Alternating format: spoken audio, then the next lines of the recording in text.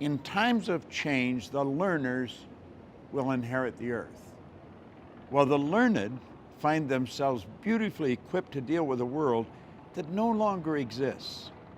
For a moment, consider the things your mind has brought you. Everything you have, your work, your relationship with your family and others, your philosophy of life, all come to you as a result of using your mind.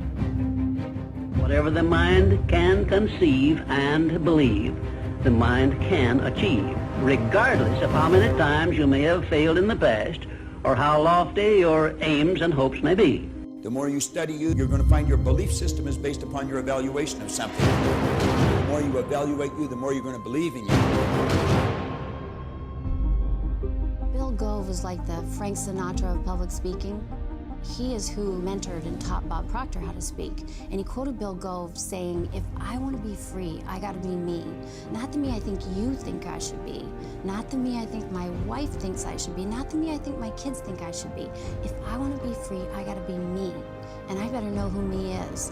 And it was like a bucket of ice got thrown on my head. And I was just like, whoa. Am I really doing what I really want to do with my life? And then he kept saying, what do you want? What do you really want? And I wrote down in teeny tiny print so nobody would see. And I said, I want to be in the inner circle of this company, and I want to be his closest advisor. What we've got to learn to do as individuals is adapt to the change that's taking place. See, change is inevitable. It's never going to stop. And we're picking up speed. Thinking is when you take a power that's flowing into your consciousness, that flows to and through you, and you originate thoughts. And you put the thoughts together and you create an idea. And if you can create an idea, if you can see something in your mind, you can hold it in your hand. And I don't care whether you're 80 or 18. It makes no difference. The illiterate of the 21st century are not going to be the people who cannot read and write. They're going to be the people who cannot learn, unlearn, and relearn. Now think about that for a moment. Do you know, you and I are being controlled, virtually controlled by paradigms. I see a paradigm as being a mental program that has almost exclusive control over our habitual behavior. And I want you to think of this. Almost all of our behavior is habitual. There's such phenomenal opportunity for the person who really understands themselves, who understands how their paradigm was formed and how that paradigm can be changed. And without that knowledge, the opportunity is just going to go right past them. A friend invited me to a leadership seminar, and I didn't even ask anything about it. I didn't know the details. It was in Vancouver, Washington. I said, sure, I'll go.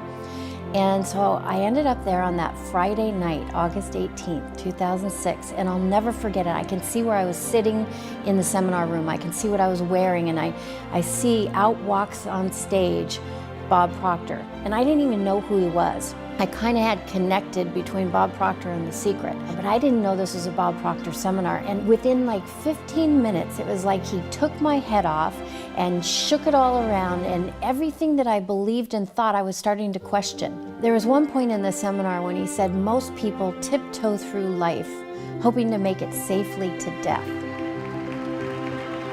I believe if we're really going to enjoy the change that's taking place in the world that we're a part of, we're going to have to start to understand what makes us tick.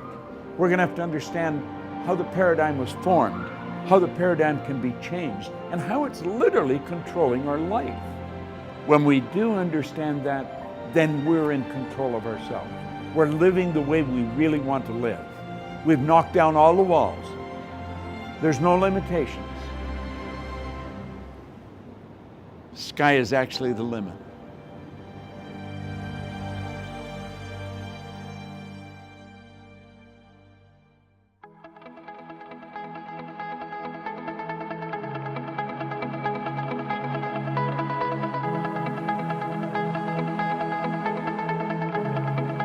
Check us out at ProctorGallagherInstitute.com. for tips, tools, and resources.